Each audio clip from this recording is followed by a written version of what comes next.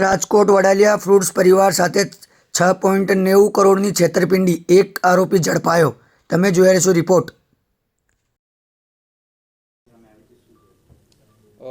ગત તારીખ 15/1/2026ના રોજ ડીસીબી પોસ્ટે ખાતે આ ગુનાના ફરિયાદી એક ફરિયાદ આપેલ હતી કે ગુનાના બે આરોપીઓ વિજય માકડિયા અને અમિત ભાણવડિયાએ પોતાની પેઢી દર્શન મિનરલ્સ, જય સ્ટોન કસર તથા દર્શીલ સ્ટોન કસર કે જે રેતી કપચીનો વેપાર કરે છે કે તેમાં જો રૂપિયાનું રોકાણ કરશો તો 12% જેટલું વળતર આપવામાં આવશે. આવો વિશ્વાસ કેળવી ફરિયાદી થતા અન્ય રોકાણકારો પાસેથી કટકે ટોટલ 6.90 કરોડ રૂપિયા જેટલું રોકાણ કરાવેલ હતું અને ત્યારબાદ ફરિયાદી સાથે અન્ય રોકાણકારો સાથે ગુનાહિત વિશ્વાસઘાત કરવામાં આવેલ હતો. ગુનાની ગંભીરતાને જોઈને રાજકોટ સિટી ક્રાઇમ બ્રાન્ચની અલગ અલગ ટીમો આ બંને આરોપીઓને પકડવા માટે પ્રયત્નશીલ હતી.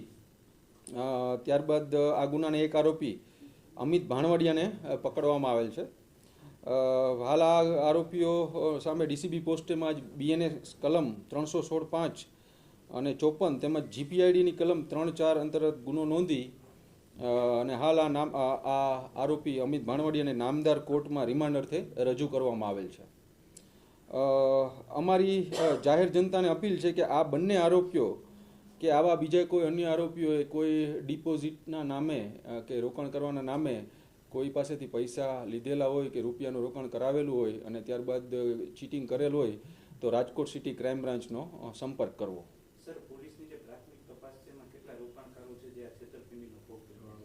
હજી સુધી એટલે જ અમારી જાહેર જનતાને અપીલ છે કે આ બે આરોપીઓ વિજય માકડિયા અને અમિત ભાણવડિયાએ કોઈ અન્ય સાથે પણ આવું કર્યું હોય. હાલ અમારી પાસે 6 જેટલા શાહેદો છે આમાં, પણ જો કોઈ અન્યએ પણ આ કંપનીમાં રોકાણ કરવાના નામે આમને છેતરપિંડી થઈ હોય તો રાજકોટ સિટી ક્રાઇમ બ્રાન્ચનો સંપર્ક કરવો. કેટલા ટાઈમથી આ જે સ્કીમ છે તે ચાલુ કરી? 4 વર્ષથી.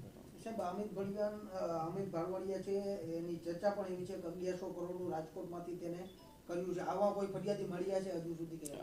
હજી સુધી અમારા પાસે 6.90 કરોડ રોકાણની જ ફરિયાદ આવેલ છે.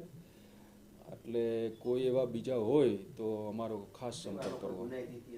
હા, અમિત ભાણવડિયાની ઉપર અરાઉન્ડ 2022માં યુનિવર્સિટી પોસ્ટે ખાતે મર્ડરનો ગુનો દાખલ છે.